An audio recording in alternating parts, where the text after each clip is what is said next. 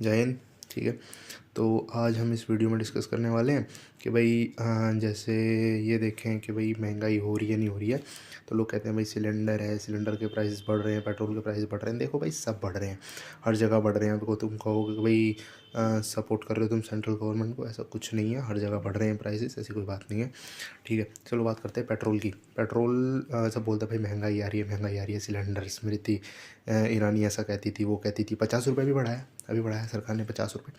तो उस पर क्या राय है, क्या है? तो भाई मैं ये चीज़ कहना चाहूँगा, सरकार बढ़ा रही है वो मुझे पता है, सरकार की भी गलती है। मैं कोई सरकार समर्थक नहीं हूँ। मैं एक चीज़ कहना चाहूँगा, छोटी सी वीडियो है, साफ सी बात कह देता हूँ कि भाईजान पॉपुलेशन बहुत है, ठीक है ना, अपनी पॉपुलेशन रोक लीजिए। ठीक है, जो रिसोर्सेज हैं ना वो ख़त्म होते जा रहे हैं, और जब ख़त्म होते जाते हैं ना तब वैल्यू उनकी बढ़ी जाती है। पेट्रोल 45 रुपये गैलन मिलता है, ठीक है ना, और उसके बाद सरकार ड्यूटी खा रही है सेंट्रल, और स्टेट भी खा रहा है।